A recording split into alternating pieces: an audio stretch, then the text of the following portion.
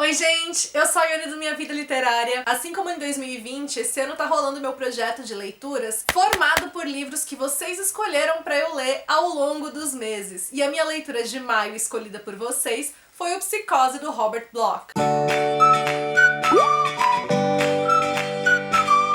Esse é um dos grandes clássicos dos thrillers, icônico por si só e por conta também do filme do Hitchcock, que é um dos maiores clássicos do gênero no cinema. Mas apesar desta obra toda ser icônica assim, ainda assim eu não tinha nem feito a leitura, o que é compreensível, porque a gente teve edições desse livro lá nos anos 1960 e a gente estava há mais de 50 anos sem novas edições, só aqui no Brasil o livro estava esgotado, então não tinha realmente como você ler, a não ser que você desse muita sorte de encontrar um exemplar raro, antigo. Mas eu também ainda não havia assistido ao filme, o que eu corrigi depois de fazer a leitura, e eu também vou falar um pouquinho sobre ele. O livro foi publicado nos anos 1959 e uma curiosidade é que o Hitchcock adquiriu anonimamente os direitos para adaptar para os cinemas, e depois de ter adquirido ele comprou todas as cópias do livro porque ele não queria que ninguém lesse para não estragar a surpresa do filme. Sendo esse um grande clássico, eu já comecei a leitura sabendo do principal spoiler, e eu não vou comentar aqui, fiquem tranquilos, porque eu sei que ainda assim tem gente que não sabe qual é o grande spoiler, então não vou estragar a surpresa de ninguém. E sabendo também da cena clássica, que é só a gente falar psicose, a gente já ouve a música de fundo e já imagina, né, a facada ali no chuveiro. Porque a obra já faz tão parte do imaginário popular que mesmo sem você ler, sem você assistir, você sabe alguma coisa sobre ela. Mas apesar de eu ter essas informações iniciais aí, ainda assim eu não sabia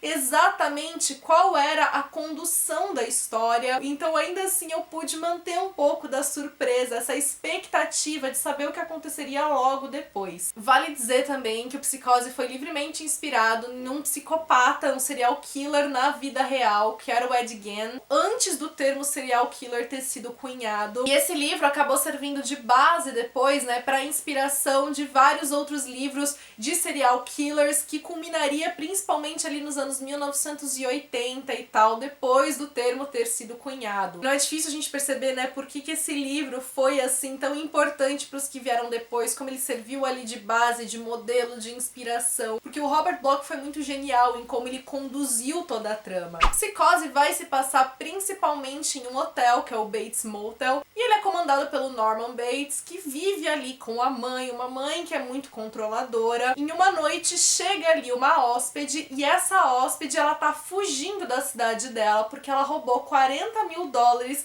pensando em se casar com o namorado dela, que mora em outro estado, e ela tá lá sob outro nome, fugindo do patrão dela. Logo no primeiro capítulo, a gente já tem uma contextualização do Norman Bates, falando um pouco sobre quem ele é, a situação dele ali. E aí, você sabendo, né, o spoiler, você sabendo a revelação final do livro, é possível fazer a leitura detectando todas as pistas que o Robert Bloch foi deixando na narrativa e a forma incrível de como ele construiu os personagens e de como ele foi conduzindo o suspense. A genialidade dele tá em fazer essa construção por debaixo ali dos panos, mas sem deixar aquilo óbvio pra quem tá lendo. Eu acho que se eu tivesse lido o livro, né, sem saber o spoiler e tudo mais, eu teria sido completamente enganada durante a leitura. E eu adorei poder ler tendo essa perspectiva, né, de olhar o que tá por detrás. Uma das maneiras que ele teve também de construir o suspense aqui foi a alternância narrativa. Então a gente tem primeiro a narrativa do Norman Bates, situando ali o hotel. No segundo capítulo a gente muda a narrativa pra Mary, já no carro, depois de ter roubado dinheiro, indo pro Bates Motel. E aí a gente tem aquela tensão, porque aí quando ela tá lá no hotel e as coisas começam a se desenvolver, vai criando aquele clima de suspense. E aí depois a narrativa também se alterna entre a perspectiva do namorado dela, da irmã dela e também do detetive que foi contratado para investigar o roubo dos 40 mil dólares, então ele também quer saber onde a Mary tá. E aí, como a gente vai tendo essas narrativas diferentes, você tem diferentes perspectivas sobre o Norman Bates, sobre o hotel, e as informações vão chegando nesses personagens de maneira que fica sempre aquela dúvida sobre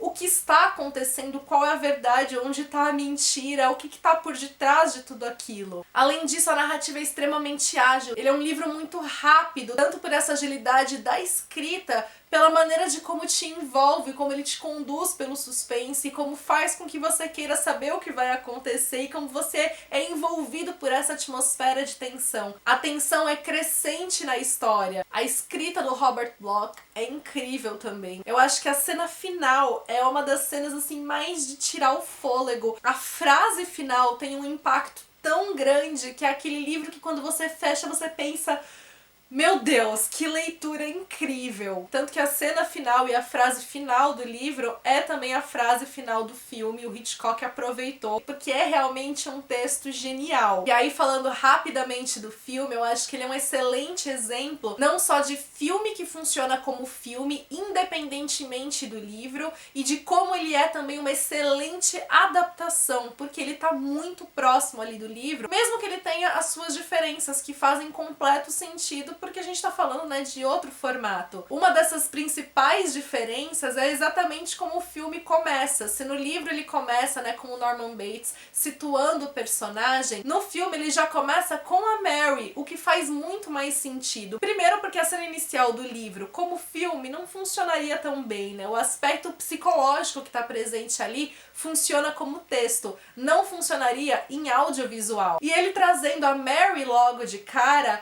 ele cria na nossa cabeça, né, a ideia de ela ser a protagonista. Então, quando as coisas acontecem no filme, o impacto, a surpresa é muito maior. E outra mudança que eu senti foi na própria caracterização do Norman Bates, né? Então, no livro ele é descrito de uma forma e no filme a atuação, a caracterização do personagem é feita de uma forma para ele ser mais carismático do que ele é no livro, para te conquistar muito mais. E ainda assim, é incrível como Hitchcock também contrapôs esse carisma aparente dele, fazendo contraste com cenas mais grotescas. Então Norman Bates gosta da taxidermia, né? Então que é você empalhar animais, e o hotel tem vários animais empalhados ali, você tem várias cenas dele, né, com os animais ali de fundo, e tudo isso cria esse estranhamento, essa coisa meio bizarra em quem tá assistindo. Então o Hitchcock foi genial em como ele aproveitou o suspense que tem no livro e como ele conseguiu transpor de maneira a conseguir criar também a reviravolta, a revelação, a surpresa nas telas. Pra quem gosta de suspense, se você não leu Psicose, se você não assistiu ao filme assim como eu, são leituras e filmes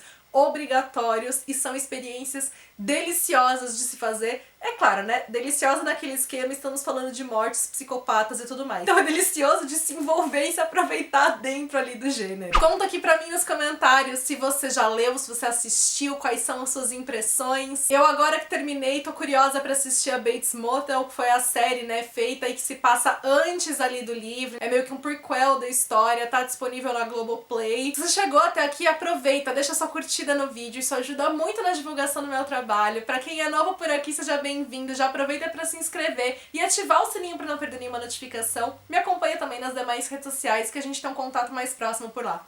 Beijos pra todo mundo, até o próximo vídeo.